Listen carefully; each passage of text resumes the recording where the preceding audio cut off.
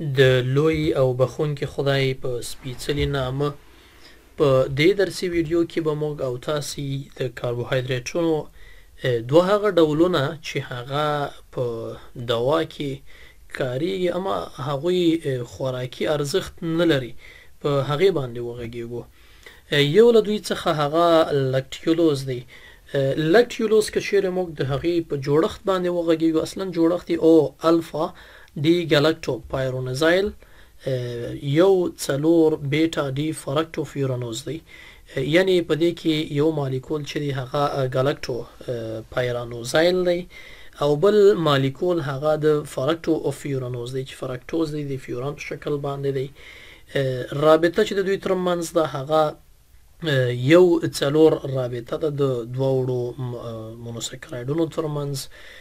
البته که چیرې موږ او تاسې دا د خوراکي له نظره په نظر کې ونیسو، دا په هضم باندې نه رسیږي، یعنی خوراکي ارزښت نه لري، یوازې په شیدو کې پیدا کیږي په کم مقدار سره، اما په ډیر مقدار سره په صنعتي شکل سره تولیدیږي او بازار ته وړاندې کیږي. دا که چیرې موږ او تاسې د هغې ارزښت په نظر کې ونیسو، ارزښت یې په دې کې دی چې دا اصلا د لګزیټیو په شکل باندې کاریږي. مثلا که چیرې موږ دا کلمې په نظر کې ونیسو، هغه خلک وګړي چې هغوی قبضیت لري هغوی لپاره لکټیولوز ورکول کېږي او موږ دا په بازار کې کولی شو ووینو. ډېر وخت یې موږ اطفالو ته ورکوو، ماشومانو ته یې ورکوو، لویانو کې هم نتیجه ورکوي. نتیجه یې تر 12 ساعتو پورې معلومیږي او 2 ورځې شاوخوا د هغې څخه باید ګټه واخیستل شي، یعنې استعمال شي او له هغې څخه وروسته کېدلی شي چې ګټه ولري او قبضیت له منځه یوسي او وړي یې هم.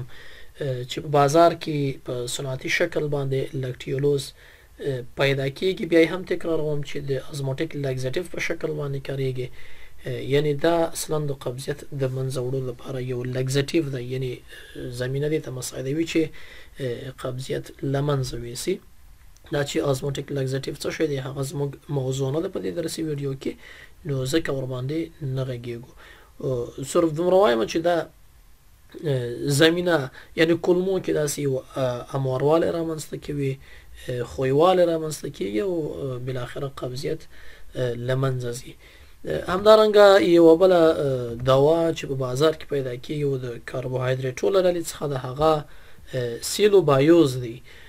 سیلوبایوز لکه له نوم څخه چې معلومیږي دا اصلا په عادي شکل باندې هم کېدلی شي د دوو ګلوکوزونو له یو ځای کېدو څخه رامنځته شي چې بیټا رابطه یې ترمنځ ده، یعنی خپله یو ډایسکراید دی د بیټا یو څلور ګلایکوزیډیکې رابطې په واسطه باندې رامنځته کېږي او جوړیږي. همدارنګه سیلوبایوز وبخښئ دا د سیلولوز څخه هم رامنځته کېدلی شي. موږ پوهیږو چې سیلولوز هم د ګلوکوز، البته د بیټا ګلوکوزو یو پولیسکراید دی که چیرې هغې ته حرارت ورکړل شي، د حرارت په نتیجه کې د ګلوکوزونو ترمنځ چې کومه ګلایکوزیډیکه اړیکه ده هغه له منځه ځي او بالاخره له هغې څخه هم کېدلی شي چې سیلوبایوز رامنځته شي.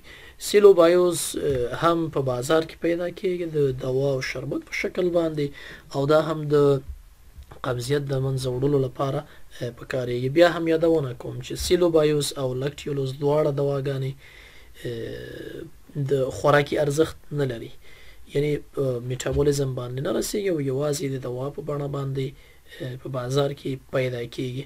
لکټیولوز کېدلی شي د هغو نارمل فلورا په واسطه باندې چې په کولمو کې شتون لري د هغوی په واسطه باندې د هغې فرمنټیشن وشي. همدغه امله کېدلی شي یو څه باد او د خېټې دردونه هم یو څه رامنځته کړي او ډېر کم دي هغه عوامل یې، خو دا دی چې په قبضیت د له منځه وړلو کې دواړه دواوې ښه کار کوي او پایله ورکوي. دا هغه څه و چې ما ارزښتمنده وګڼله تر څو یې زده کوونکو ته او زده کړیالانو ته ور وپېژنم. مننه کوم له پاملرنې مو. که چیرې پوښتنه او سوال درته پیدا کېږي کولی شئ چې له موږ سره خپلې پوښتنې او ستونزې شریکې کړئ. له پاملرنې مو مننه.